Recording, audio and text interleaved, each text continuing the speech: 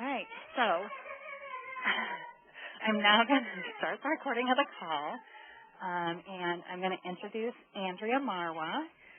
For those of you who haven't gotten to meet her in person yet, I tell you, you are in for a treat. Hopefully you can manage to make one of her fine events or the advocacy trainings that she provides. She's first and foremost a parent of a child with hearing loss, and through her family's journey, she's come to wear many hats. She's the president of our Illinois Hands of Voices chapter, a parent guide with our Illinois Guide by Your Side program. She, like I said, she teaches parent advocacy workshops throughout the state, just to name a few of the things she does. So, Andrea, without further ado, I turn everything over to you. Thank you. Can everybody, you can hear me, right, Carrie? Can anybody confirm you can hear me? Yeah, we can hear you. Okay, all right. She must have went off to one of the kids. Okay, we're going to talk about accommodations today, and specifically we're talking about accommodations for children who are deaf or hard of hearing.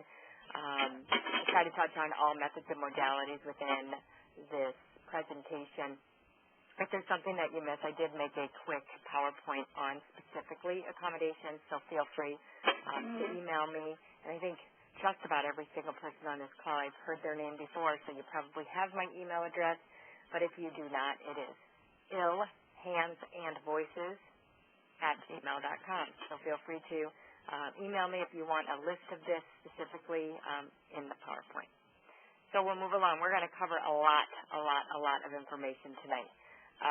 All different types of accommodations, some that you will never need, some that you may need, and keep in mind this is not the only available accommodations. That's why it's called an individual, because you can always make something that works for your child specifically. So, areas we are going to explore tonight are accommodations concerning amplification, concerning assistive devices, concerning communication, instructional accommodations and modifications, physical environment accommodations, curricular modifications, evaluation accommodations and modifications, and any other needs and considerations. So we'll start out with amplification accommodations. Obviously, a child's personal hearing instrument is an accommodation. It needs to be able to be managed at the school level, so that is considered accommodation, whether it be a hearing aid, a cochlear implant, a BAHA, or any tactile devices that the child uses. Also included in amplification is personal FM systems with a hearing aid, with a cochlear implant, or FM alone. Some children do not use a personal hearing instrument, but they do use an FM system. Any classroom amplification or sound distribution system, FM hearing assistive technologies, again, without personal hearing instruments. In an IEP, it could be written such as, the FM should be used by all teachers in all academic classes. So those are the types of accommodations or the type of statements you want to use in regard to accommodations for a child with hearing loss. On to assistive devices and accommodations. These include things such as a video phone or TDD and alerting devices, anything that can alert the child of anything that might be going on in the school that hearing is needed in order to hear it, see it, such as if a bell rings between classes, there needs to be a learning device for a child that cannot hear that bell during classes. So those are accommodations that need to be made within your IEP as well, or your 504 plan. And if you don't know the difference between those, you can contact me, and I will be glad to share that with you. Okay, communication accommodations. So we're going to go down a list of accommodations that can be utilized in this area. First, priority seating. This needs to be flexible in order to be close to the teacher or the source of the desired sound. It should be within 3 to 6 feet of that sound. So if a child is sitting in a classroom, wherever the majority of time that teacher stands, whether it be in front of a blackboard, in front of a smartboard, or if it's a teacher that sits at her desk primarily, that child should be within 3 to 6 feet of that teacher. If the child is watching a TV show or a video or whatnot, they should be 3 to 6 feet from that source of sound. Second, obtain student attention prior to teaching. To add to this, always try to face the student when speaking to them. Make sure that they're hearing you. If you just talk away, there's no guarantee that it's triggered that child that you are speaking with them. So it's an important piece to put into your IEP. Reduce auditory distractions, meaning background noise. Avoid having important discussions with the student when there is heavy background noise. Always be aware in classrooms of heating and cooling systems, as well as the Elmo systems that they use, the overhead projectors that they use. These are on pretty much the entire time of a class, and if they are loud devices, you need to be cognizant of that because you don't want your child sitting right underneath it. It distracts the child, and it makes the listening environment less conducive. Enhanced speech reading conditions. So there are a lot of children who have hearing loss who also utilize lip reading. Avoid teachers who do a lot of hands in front of their mouth. What if a man has a mustache? It needs to be well trimmed, or that might not be a good choice for your child. And if a teacher is a gum chewer, that's going to be very, very difficult for a lip reader. Also provide a clear view of the person that is doing the speaking. So make sure that your child is able to see the teacher that is speaking at all times. Next, reduce visual distractions. This is a personal one that I have struggled with my daughter. Try not to sit a child that has hearing loss in front of a window, especially if that window is right at the front of the school, because then they come home and you say, how was your day? And they tell you about all 45 people that entered the school that day after the bell rang. So try to make sure that this is something that you address at your IEP meeting to make sure that your child is in a focal area so that they're not going to be distracted that easily. Have a teacher that presents information in simple, structured, sequential manner. Keep in mind, background noise is going to be a big issue for children who use amplification. Even during small group instruction, this is a huge deal because typically there's lots of conversation and things going on behind them. So this needs to be made aware to the teacher so that they are cognizant of the fact that this child is getting all this background noise as well as what she is saying, and it can be extremely distracting even with the use of an FM system. So these things just need to be made aware so that the teacher can ask more frequently for, are you understanding? Ask WH questions. What did the boy say to the girl? Or whatever is going on in their individualized instructions. Make sure that the child is able to hear clearly and is getting the bulk of the information. Clearly enunciated speech.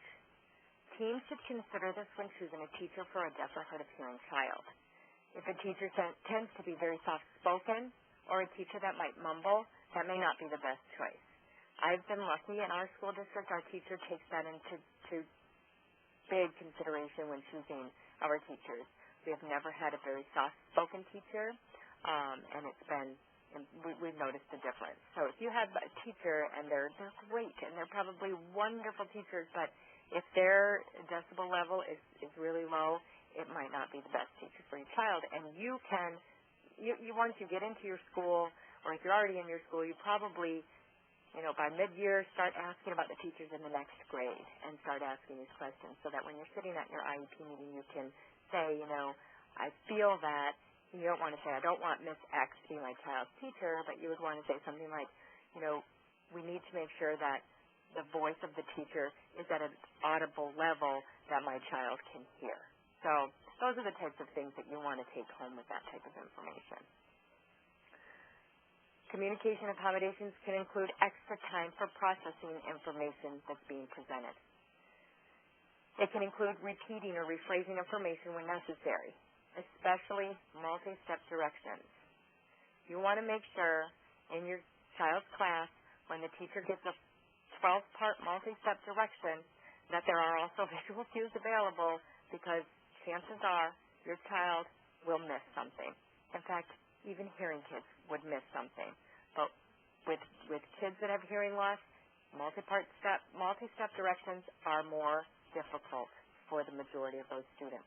So make sure that repetition and rephrasing is definitely required within the IEP structure. Frequent checks for understanding.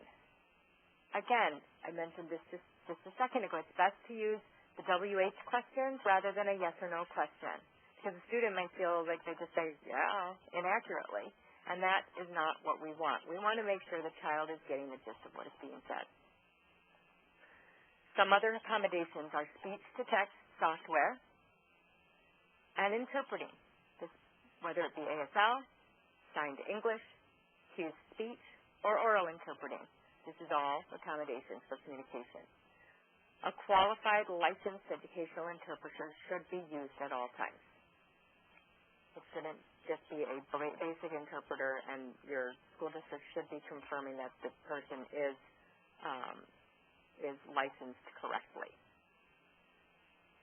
Okay, moving on to instructional accommodations and modifications.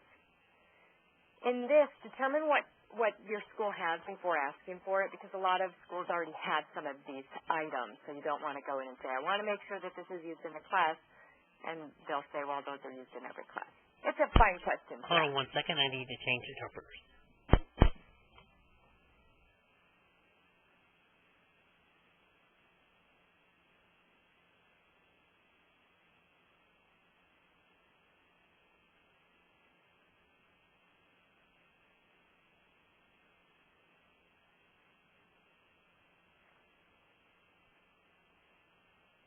Has the new interpreter arrived? Okay. The new Are you ready? interpreter. Yes, Okay, please you. resume the call. Interpreter 1653. Thank you for waiting. Appreciate it. All right. So instructional accommodations and modifications. First, visual supplements, such as overheads, charts, vocabulary lists, lecture outlines. Those types of things are something that you will want, especially in the later school years. Interactive whiteboards, such as smartboards or Miminos, those are all coming very strong into a lot of the school districts. They're very, very good for our kids, because it's easy for the teacher to type up their lesson plan and put it up on that board without too much work. Classroom captioning, such as CART. Captioning on our scripts for television, videos, and movies. There are companies out there that this is their sole mission, is to caption old videos and movies that are shown in school districts. Always ask for them. If they are showing a program, for instance, presidential elections coming up, and a lot of times they'll turn on the television in school that day. If they do that, make sure that your teacher knows to turn the captions on so that your child gets the access they deserve. Buddy systems for note-taking, extra explanation, or directions. Sometimes they'll choose honor students to work with children who have any form of disability to help them in this area. Sometimes it's just, they use like a carbonated paper, and your student would get a copy of their notes. It's as simple as that. Check for understanding of information. That is something you can always put in your accommodations list. Downtime or break from listening or watching. Processing large amounts of information when using amplification or visual language can be exhausting. If you have a young child that has gone to school and had to learn for 3 to 5 hours at a time, they come home and they're like a wet rag. They need breaks, and you can certainly put that in an accommodation, that they need a break. They can't sit there for an hour and visually watch a lecture. So that is something you can put in there. Make the team aware of this and build breaks into the program. You can ask for an accommodation for extra time to complete assignments. You can ask for step-by-step directions. Again, under this slot, you can also get interpreting again, ASL, signed English, cued speech, oral, in the child's language. Speech-to-text software is also under the accommodations and modifications for instruction. Also under this slot would be tutoring, note-taking, and direct instruction to the student privately. Okay, we'll move on to physical environment accommodations. The first item is noise reverberation reduction. I have known students whose parents requested a carpet to be installed in the first grade classroom, and every year that carpet moves to the next class that that child is in. That is perfectly a legitimate request. Carpet or other sound absorption materials. When you walk into a classroom to observe it, if you see a teacher that uses a lot of paper on their noteboards on the walls, that is not acoustically great for all of our kids. So that is something you want to keep in mind as well. You want to make sure that there's enough things in the room to kind of make that, deaden that sound a little bit. You can Google, if you want to know a lot about it, the ANSI standards. So if you go to reansi.s12.60, it will talk about ANSI standards. This is the standard that is required for most school buildings, and it's specific information on acoustic standards. It's not something I have read up on. I know there are some people out there that are this is their hard-hitting item, and this is what they are really, really pushing for in schools. So it's something out there. Another thing that I've seen quite frequently is children in their classroom are fine because a lot of classrooms are, in fact, carpeted. But then you go to the art room, and the art room is extremely loud because it's linoleum floors, metal chairs scraping along in the linoleum floors. So a lot of schools will purchase tennis balls to put on the legs of the chairs. That is something you can certainly request because your child, if they are using amplification, is going to have the hardest time in that room, in that learning environment. The only other harder place they're going to be in is the lunchroom. But in the lunchroom, they're not learning. So with the art room, it's something to request. Special lighting, especially if the teacher tends to dim lights for their Elmo or other devices that they post things on the wall with. Students must be able to lip read and see their interpreters.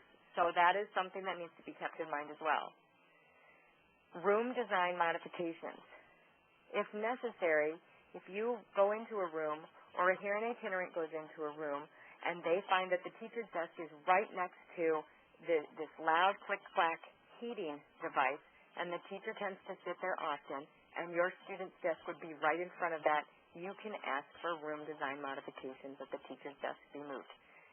I haven't seen too many people that have had to do this, but it is something that, you need to keep in mind when you are going in to observe or when you're sitting in a room and you're talking with the team, especially if your child is the first child that they're ever going to have exposure to that has a hearing loss.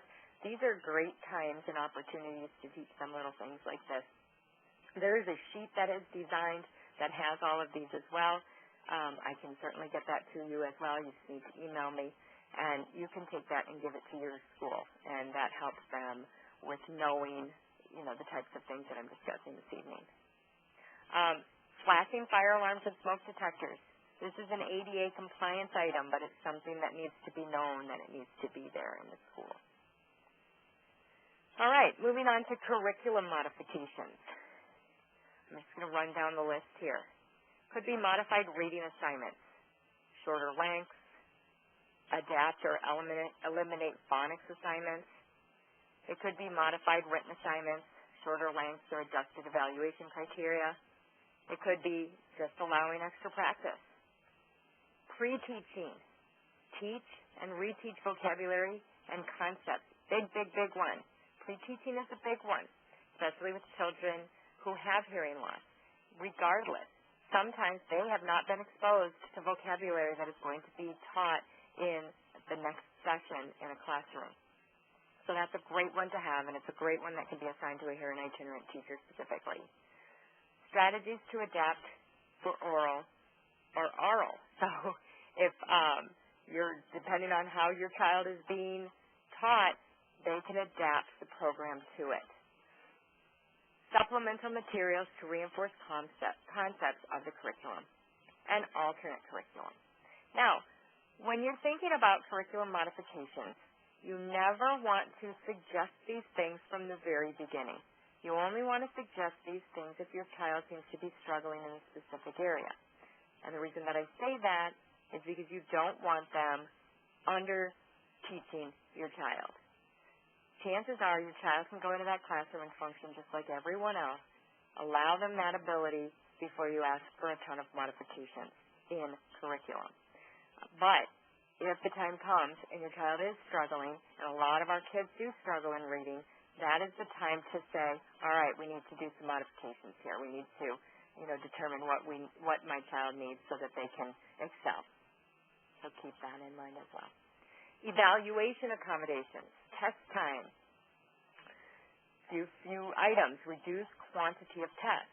Again, just what I said, if the child is having difficulty. If they're not having difficulty, these are not things that I would recommend asking for. Providing your child with an alternate test. Extra time on exams. A lot of our kids have a little bit of a processing delay. If that is the case with your child, this is one of the things I would ask for right up front. My child needs extra time on the test. It's put in the IEP, they get extra time on the test. Alternate locations to take exams, a big one, because it can be really noisy and distracting in a regular class. They can pull your child out and put them in another classroom or in a smaller group classroom to take exams. Reading assistance with tests for clarification of directions. Language of test questions, any non-reading items, meaning math, confirmation that the child knows what is being asked. This is another big one because we don't know what they don't know.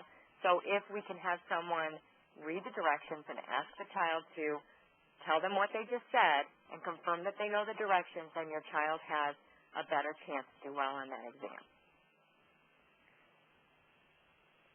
All right. Other needs and considerations. Expanded core curriculum instruction. These are pull-out and push-in items. Pull-out meaning a special ed teacher comes, takes your child out of the classroom for a period of time. Sometimes they take them right out into the hallway. Sometimes they take them to a specific learning classroom. Push-in is when a special education teacher comes into the classroom and provides supplemental services to the child while in their general education classroom.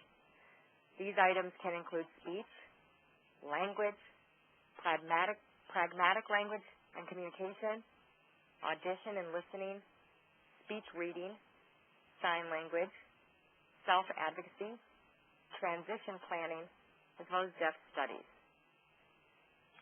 Counseling, vocational rehabilitation services, deaf, hard of hearing peers, deaf, hard of hearing role models, recreational and social opportunities, sign language instruction for the family.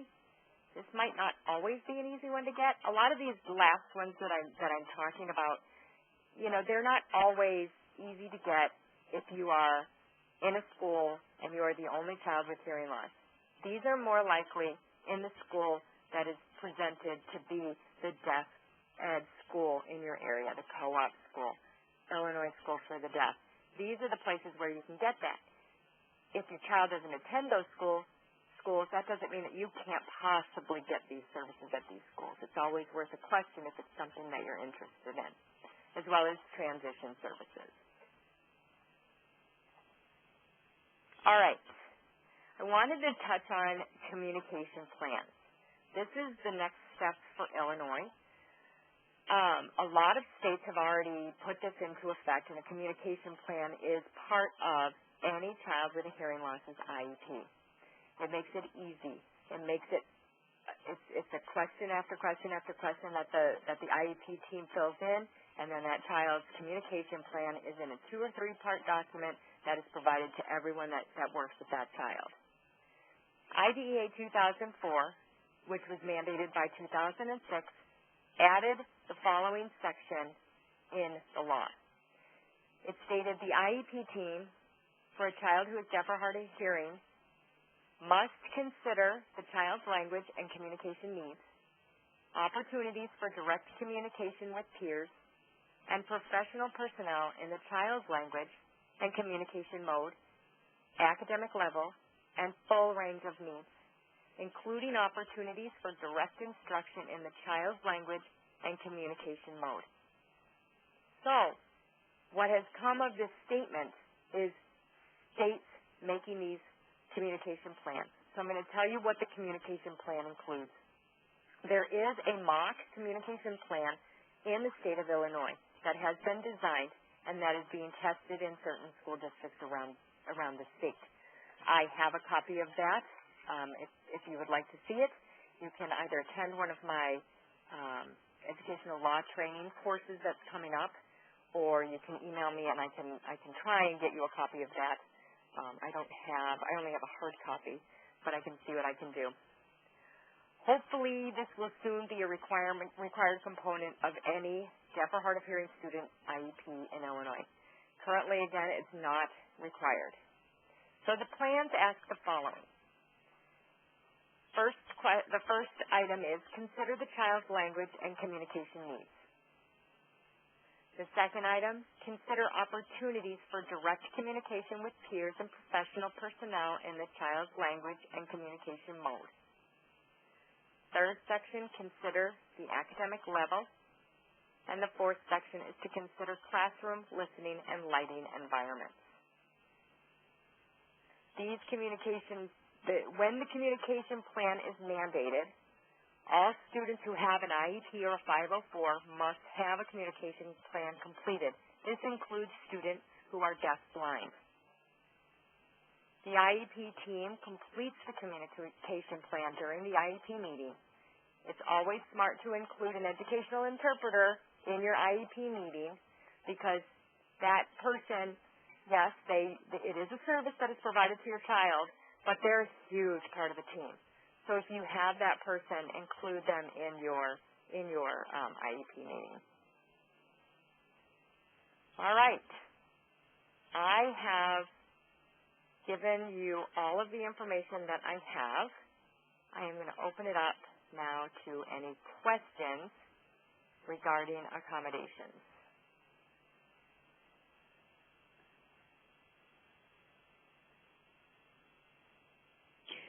Can you give me your email address again? I'm sorry, this is Tina. I didn't mean to cover that because there is so much really awesome information. I think I'd really like to get that PowerPoint. Sure.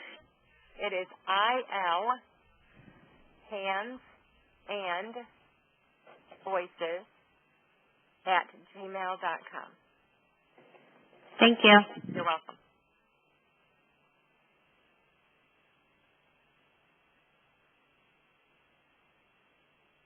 Andrea, can you also repeat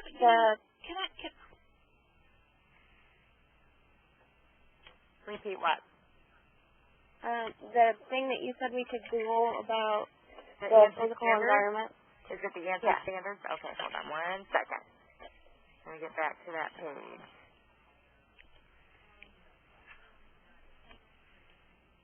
Okay, you just go to Google and you type in REANSI.S12.60.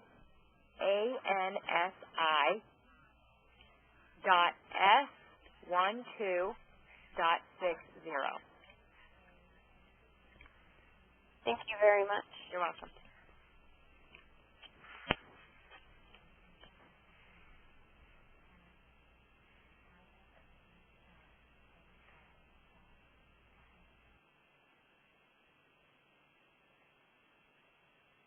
Andrea, it's here, but I'm just writing the information down. Excuse me? Hi. Yes, okay, it's Anita here. I have a question. You mentioned something about the educational law, and you had the 4 points to that, but I missed number 2. Would you please, you said something about the room, the listening, the lighting, the educational level, but the truth is I missed number 2. Would you please just repeat number 2 again? Thank you. Anita, is this, are you talking about the communication plan? Yes, I am. It's Anita here. Yes. Okay. You said, you mentioned that there were 4 points, and basically I just missed number 2. Okay. Consider opportunities for direct communication with peers and professional personnel in the child's language and communication mode. Okay, I'm just writing that down, looking up and down at the interpreter. Would you say that again? Sure. Consider opportunities for direct communication with peers and professional personnel in the child's language and communication mode.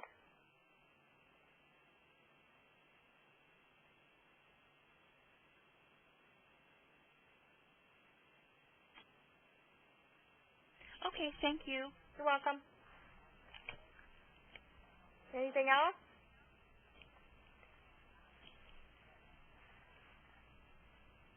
Andrea, this is Carrie. The last point of the communication plan, I think it was lighting and, was it physical needs? Listening. Listening. Consider the classroom listening and lighting environment.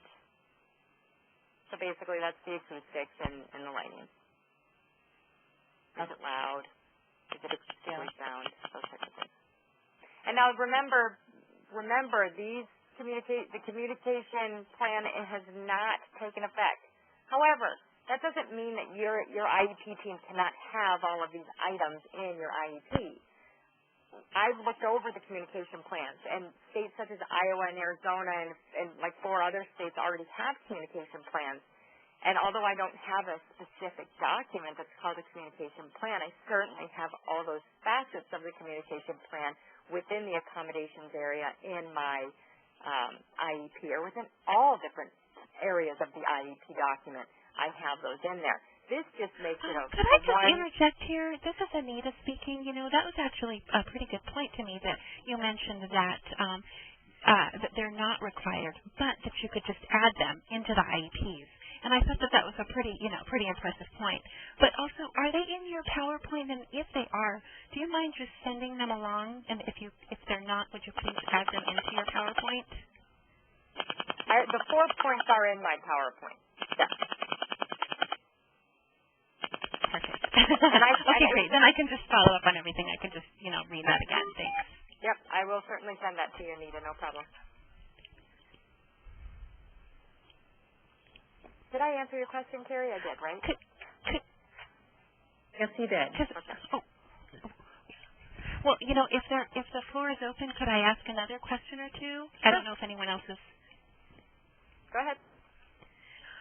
Okay, yeah. One thing that I was thinking, I was looking at what you were saying, and I'm sorry, I can't remember exactly what. Anyway, sorry, forgive me. It's 8:30. Sorry. And something came to me.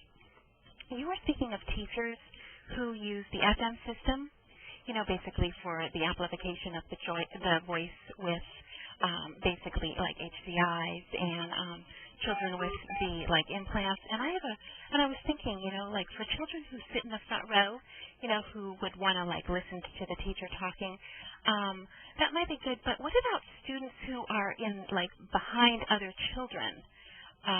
Say, for example, say they're behind them, but they can't hear other children making comments, or the children behind them. Say, for example, the teacher's talking, the teacher's amplified. How do we go ahead and amplify those teachers? Or we could put in the IEP that we have all comments from the students repeated, and that would be very helpful as well. Correct. And there is also, yes, that is an accommodation that is a good one to have is repetition of anything that's said in the class. The teachers that do that are better teachers for every student in their class. So yes, if you want to have that put specifically in writing, excellent choice. There are also FM systems they're called Team Teach, and I know that they're used in classrooms for older students with success. With younger students, not as much, from what I understand. And the way a Team Teach works is that the teacher wears a transmitter, and then there are 2 to 3 other transmitters that circulate around the class. So when a child is asking a question, they make sure that they have the transmitter before that question is asked. So those are things that are being tested for those children who do wear amplification. But yes, repetition of comments within the class is definitely a must. Yes, exactly. Yeah, that's what I was thinking.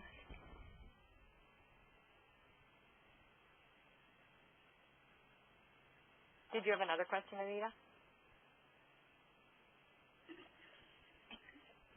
My I name don't think so. For now, that's probably good, I just thought, it's good that they would have the interpreter, of course. That's great. But, and then, of course, if the, the student needs to ask questions, that's great, of course, when the interpreter is available, but what about the FM system, So that's a great thing, too.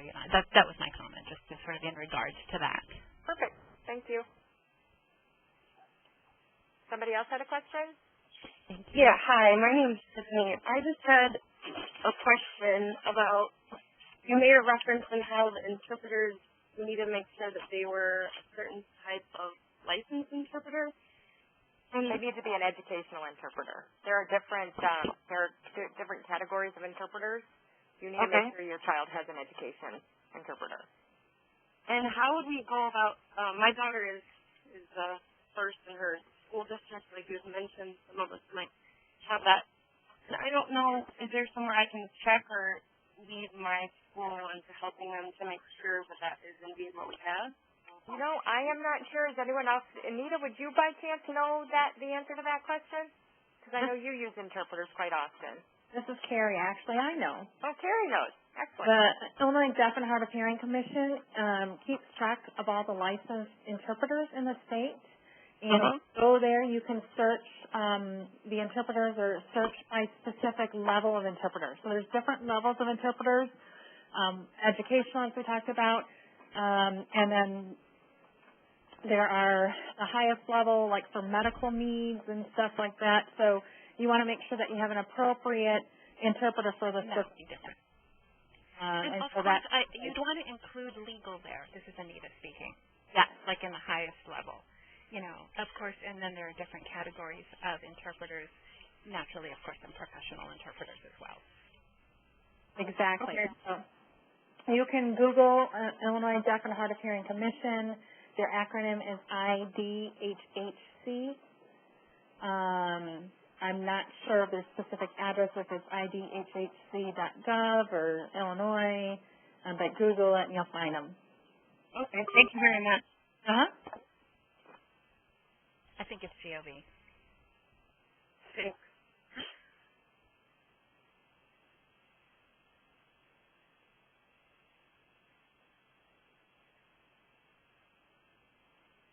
All right. Are there any other questions?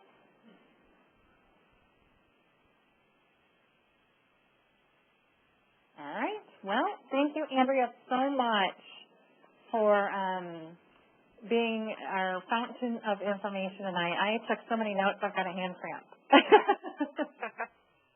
So thank you. Like I said, if you need to get in touch with Andrea, please feel free to email her. If you want a copy of the recording, you can email me or call me or ask your parent guide, and they can get in touch with me. It will be available as early as tomorrow, and I can send you the link. So thank you all for taking time out tonight to join us. We do not have any calls scheduled for the rest of the year, so no call in November or December. We're going to take off for the holidays. But stay tuned. Like I said, that newsletter coming out, we'll have a bunch of events in there. And then when we have our calls scheduled for 2013, they will also be sent out to our email list and posted on the Hands of Voices website and so forth. Andrea, are there any other announcements that I may have missed that you would like to add? I will be